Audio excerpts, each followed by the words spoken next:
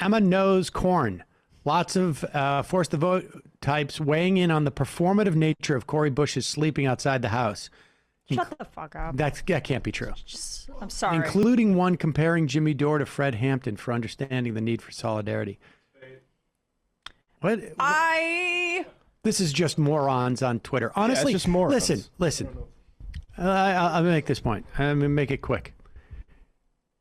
If you're watching this show and you agree with the idea that what Cori Bush is doing is performative, and that's the only assessment. This is for lasers. You gotta take it Okay, off. I will. Yeah. It is time for you to go. Leave us now. This is not for you. There's something far stupider out there for you. Go get it. Go There get you go. that stupid. That's right. Reach for that stupid. Honestly, seriously, like, But don't try to screw in a light bulb, but reach for the stupid. in the absence of Cori Bush sleeping on the thing, nobody would be talking about this anymore. Nobody. It would just disperse into, it just disperses into thousands upon thousands, tens of thousands, hundreds of thousands of individual cases that have no sort of solid voice.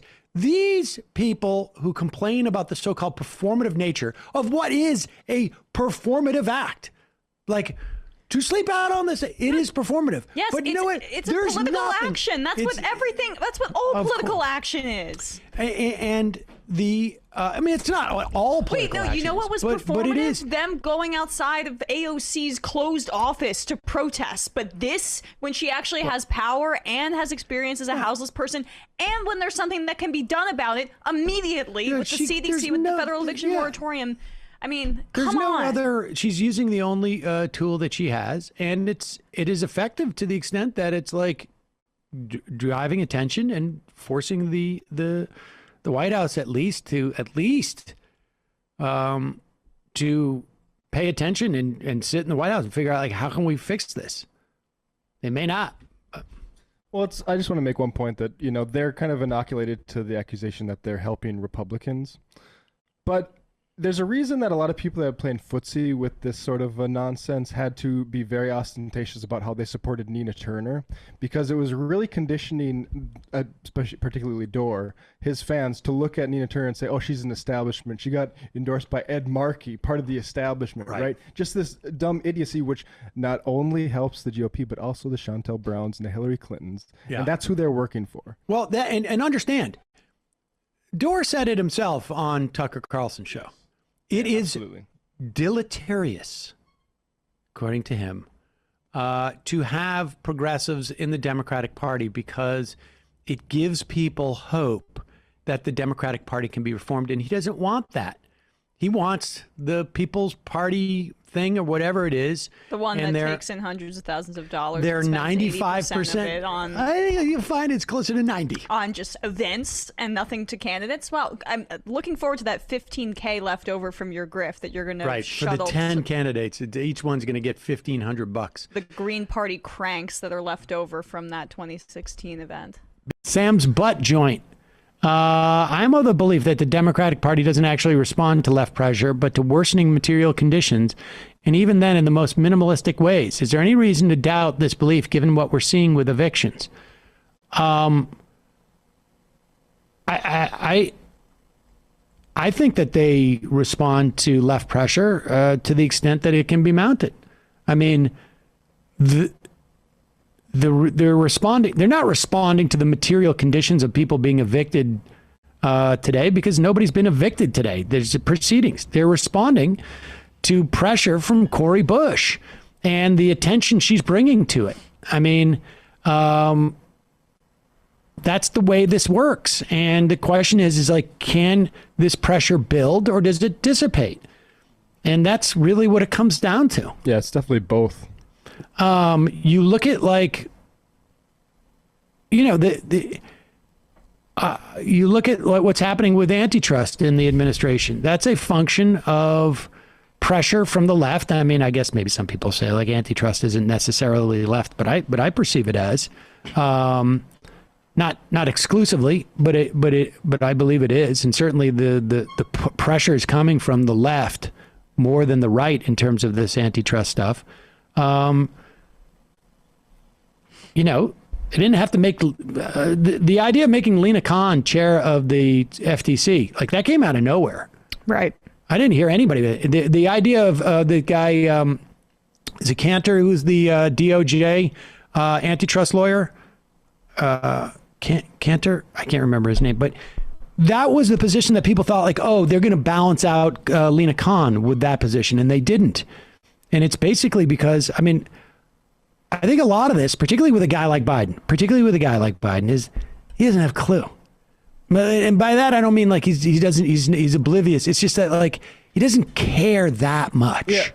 I would also say, like, these Democrats don't care about these conditions. They're worried about the political pressure. Like, there's Democrats that want this eviction moratorium to go through and that hope that it doesn't reflect poorly on them. Right. They don't want the political blowback, and then but they know that our brand suffers, and then maybe we can't do that. I mean, that's the way that works.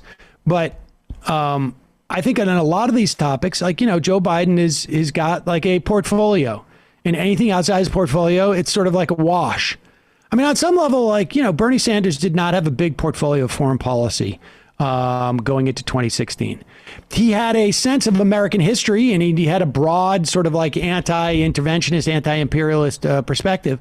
But he didn't have like, he didn't deploy or invest any resources in developing a broad foreign policy thing. He had nobody in his shop who was interested in foreign policy. Oh, no, we're just going to ship it out. West Exec, we're going to outsource it. Well, it's just not what he was focused on, because I think to a certain extent he thought, like, I'm never going to be in a position to deal with it anyways.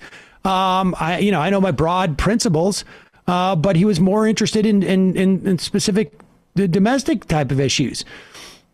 I think Joe Biden, there's a whole bunch of stuff that he just doesn't have a strong opinion on. He has some broad. But it's also because, like, the times have changed too. So his conditioning is not reflective of the crises that we're facing right now. And so he's had to actually shift into some more progressive policies that, you know, maybe 40 years ago when he first came into power. But I also think that, like, the way you shift is just like, you're like, I don't have like a huge dog in this fight, but the people around me, they're telling me it's important to go that way. So, okay. Right. Like, I mean, I think it's like that. There, you know, where you run into problems is when they do have a dog in the fight. That's right. And that's where the pressure, you know, that's where it starts to build. Well, and the eviction stuff's really interesting because you're seeing a lot of, like, Democrats that come from big cities that may not always be progressive on a lot of issues, might be the progressive caucus, may not be, may side with Biden on stuff that most progressives wouldn't. But for, like, you know, whether it's Israel or, you know, you name it. Jimmy Gomez, for instance, showed up. He is from Los Angeles. He isn't the progressive caucus, but he's been more on foreign policy, pretty conservative, like fairly conservative. But he showed up to the fight for the eviction moratorium, ending the eviction, continuing the eviction moratorium, because he's a Los Angeles council member who represents a district that's, like, being deeply influenced. And this is, I think, what we're going to see is we're going to see more allies who are willing to oppose the president, which, I mean, Sam, you're old enough to remember that years ago, unless it came down, it was Barbara Lee opposing the Iraq War. Yep. You broke up a little bit during that, but David Sirota is reporting that a real estate billionaire dumped $1 million into the House Dem super PAC and funneled big cash to Speaker Pelosi's political machine just before the moratorium eviction expired. Folks, there's more of what you've just saw where that came from. That's if you hit the subscribe and like button. Thank you. Really, thank you.